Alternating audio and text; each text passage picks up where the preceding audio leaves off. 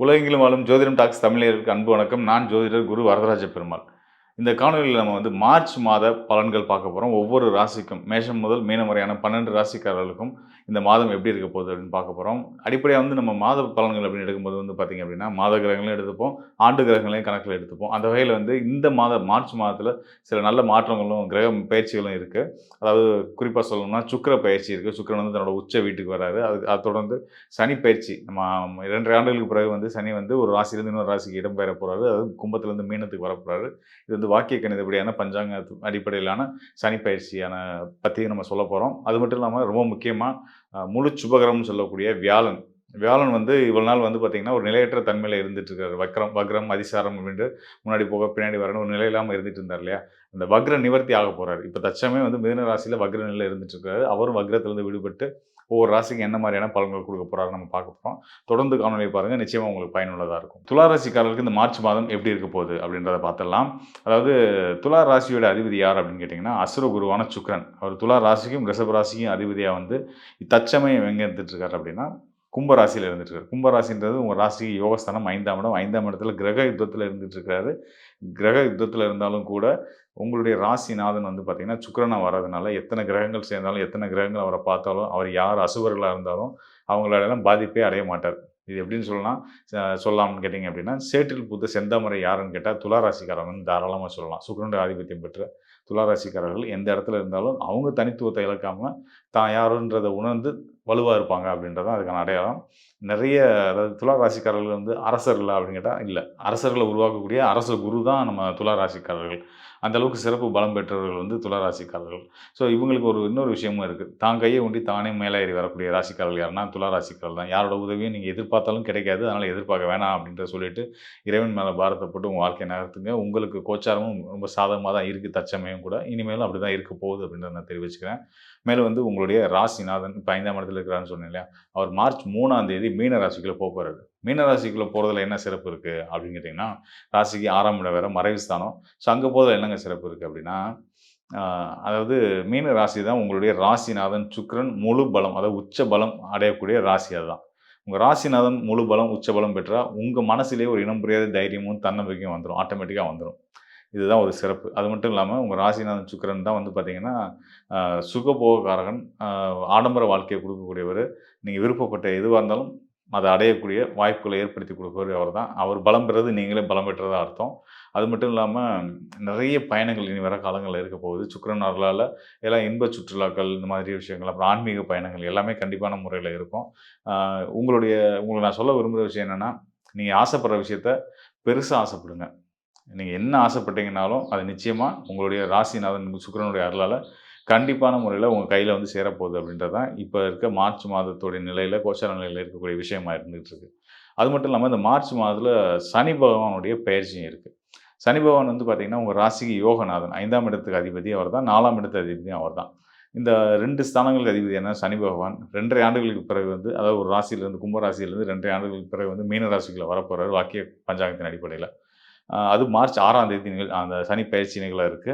அன்னைக்கு திருக்கோயில்கள்லாம் பிரமாதமான வழிபாடுகள், பூஜைகள் இதெல்லாம் பண்ணிட்டு இருப்பாங்க. ஸோ அந்த வகையில பார்த்தீங்கன்னா, உங்களுடைய ராசிக்கு யோகநாதன், அதாவது யோகத்த குடுக்கக்கூடிய, குலதெய்வமா குறிக்கக்கூடிய துலா ராசிக்கு முழு நண்பன்னு சொல்லக்கூடிய சனி பகவான், ராசிக்கு 6ஆம் இடமான மீன ராசியில போய் சேரப்போறாரு. அங்க 2 1/2 ஆண்டுகள் இருக்க போறாரு. அங்க ஏற்கனவே உங்களுடைய ராசிநாதன் சுக்கிரன் அங்க தான் இருக்கிறார். சுக்கிரன் இருக்கக்கூடிய நிலையில உச்ச பலம் பெற்று இருக்கக்கூடிய நிலையில சனியும் பயிற்சியாகி அந்த மீன ராசிக்குள்ள வந்துடுறாரு. ஸோ சனி, சுக்கிரன் இணைவு வரும்போது பார்த்தீங்கன்னா, ராசிநாதனும், யோகநாதனும் ஒண்ணா சேர்றதும்போது, நீங்களே மிக சிறந்த யோகசாலிகள் அப்படின்றத ஒரு அடையாளமா நம்ம அத பார்க்க முடியுது. கண்டிப்பான முறையில மார்ச் மாதம் 6ஆம் தேதி சனி பயிற்சிக்கு அப்புறம் துலா ராசிக்காரர்கள் வாழ்க்கையில பல நல்ல மாற்றங்களும், முன்னேற்றங்களும் ஏற்பட போகுது அப்படின்றத தெரிவிச்சுக்கலாம். மேலும் பார்த்தீங்கன்னா, மார்ச் 17ஆம் தேதி ஒரு நல்ல விஷயம் நடக்குது. அது என்னன்னா, குரு உங்க ராசிக்கு 9ஆம் இடத்துல இருந்துட்டு இருக்கக்கூடிய அ குரு பகவான் முழு சுபகிரகம். அவர் பார்த்தீங்கன்னா, இப்போ வக்ர நிலையில இருந்துட்டு இருக்காரு. வக்ர நிலை அப்படின்றது ஒரு முன்ன பின்ன போக வர ஆசிலேட்டடா இருக்கக்கூடிய ஒரு நிலை. இந்த ஆசிலேஷன்லாம் முடிஞ்சு, இதுக்கு முன்னாடி அதிசாரத்தில இருந்தாரு. ஸோ இதெல்லாம் தவிர்த்து இனிமே நிலையா, ஸ்ட்ராங்கா தான் இருக்கிற ராசியிலேருந்து உங்களுக்கான நல்ல யோக பலன குடுக்க போறாரு. ஒரு நல்ல கிரகம், சுபகிரகம் திரிகோண ஸ்தானமான 9ஆம் இடத்துல இருக்கிறது ஒரு நல்ல விஷயம். அந்த வகையில குரு பகவான் அங்கேருந்து அவர் உங்க ராசிக்கும் பார்வை குடுக்க போறாரு. குரு பகவானுடைய பார்வையால உங்க ராசிக்கும் நல்ல பலன் கிடைக்கிறது. உங்க யோக ஸ்தானத்துக்கும் குரு பகவானுடைய பார்வை இருக்கு. ஸோ எல்லா வகையிலும் குரு அருளாலேயும், உங்களுடைய ராசிநாதன் சுக்கிரனுடைய அருளாலேயும் உங்கள் ராசிக்கு யோகாதிபதினு சொல்லக்கூடிய சனியோட அருளாலையும் இந்த மார்ச் மாதம் உங்களுக்கு கொண்டாட்டங்கள் குறைவில்லாத ஒரு அற்புதமான மாதம். இந்த மார்ச் மாதம் கோச்சார நிலைகள் வந்து பார்த்தீங்கன்னா, உலகளாவிய அளவில் எல்லாத்துக்குமே எல்லா ராசிக்காரர்களுக்குமே நல்ல பலனை கொடுக்கக்கூடிய ஒரு விஷயங்கள்லாம் கண்டிப்பாக நம்ம ஊரில் இருக்குது.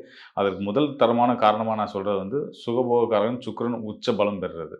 ஸோ சுக்கிரனுடைய உச்ச பலம் வந்து பார்த்தீங்கன்னா, இன்னொரு சுபகரமான வீட்டில தான் நடக்குது. மீன ராசியில குருவுடைய வீட்டில தான் நடக்குது.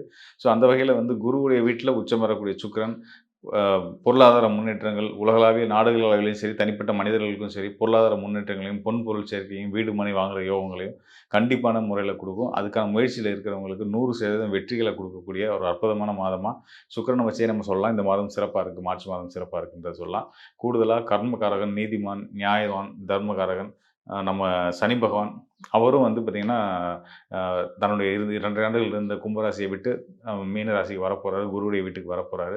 குருவோட வீட்டில் நீதிமான் சனி பகவான் சம்மந்தப்படும்போது வந்து பார்த்திங்கன்னா, நீதி நெறி தவறாத சரியான விஷயங்கள் எல்லாத்துக்கும் உங்கள் நியாயப்படி சட்டம் உங்களுடைய தர்மப்படி உங்களுக்கு கிடைக்க வேண்டிய விஷயங்கள் எல்லாமே பிழை இல்லாமல் தடை இல்லாமல் கண்டிப்பான முறையில் கிடைக்குன்றதுக்கு குருவோட வீட்டில் சனி அமரப்போகிற இந்த 2 ஆண்டுகளும் இருக்க போது நிறைய பேத்துக்கு வந்து பார்த்திங்கன்னா, இந்த சட்ட ரீதியான வழக்குகள் வீண் பழியினால் அதுக்கான போராட்டங்கள்லாம் எடுத்துகிட்டு போயிட்டுருப்பீங்க. கேஸ் நடந்துகிட்ருக்கும். ஸோ அந்த நீதிமன்ற வழக்குகள் எல்லாம் வந்து வெற்றி கிடைக்கிறதுக்கான காரணங்களும் சாத்தியங்களும் நிச்சயமாக இருக்குது. நியாயம் யார் பக்கம் இருக்கோ நிச்சயமாக அவங்களுக்கு வெற்றி கிடைக்கும் அப்படின்றத சொல்லிக்கிறேன். ஏன்னா சனி எப்பயுமே நியாயத்தின் பக்கம் நிற்கக்கூடியவர்.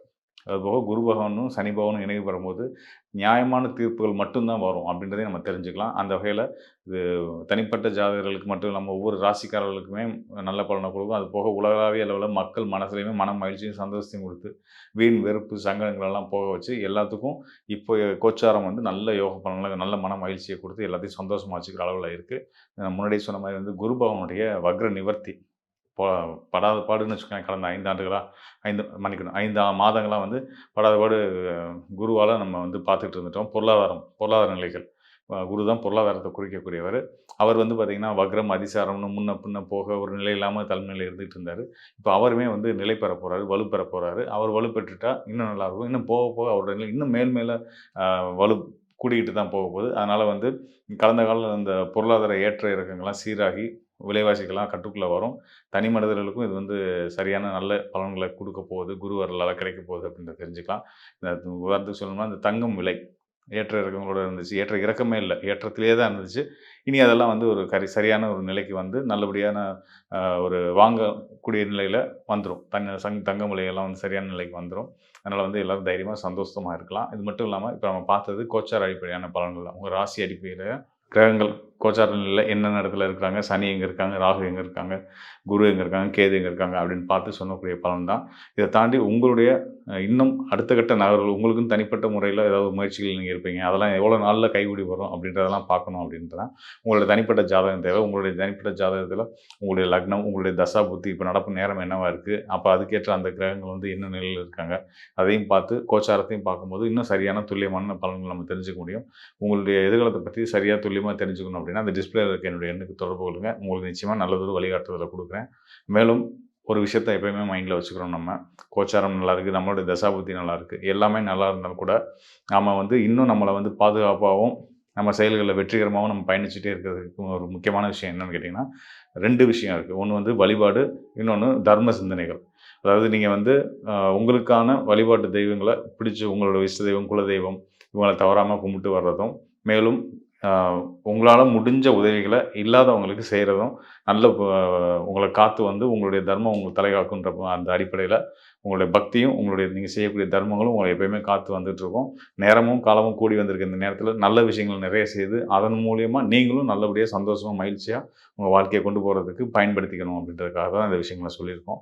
கண்டிப்பான முறையில் இந்த மார்ச் மாதம் எல்லாருக்குமே எல்லா ராசிக்காரர்களுக்குமே சரி மிக சிறந்த உன்னதமான மகிழ்ச்சிகளை வாரி வழங்கக்கூடிய ஒரு அற்புதமான காலம். பொருளாதார ரீதியாகவும் சரி, தனிப்பட்ட வாழ்க்கையாகவும் சரி, எல்லாருமே வந்து சந்தோஷமாக இருக்க போகிறோம் அப்படின்றத தெரிஞ்சு ஸோ அதனால் வந்து தைரியமாக சந்தோஷமாக இருங்க, வாழ்க்கையை கொண்டாடுங்க, வாழ்க்கையை மகிழ்ச்சியாக கொண்டாடுங்க. நல்லதே நினைப்போம், நல்லதே நடக்கும்.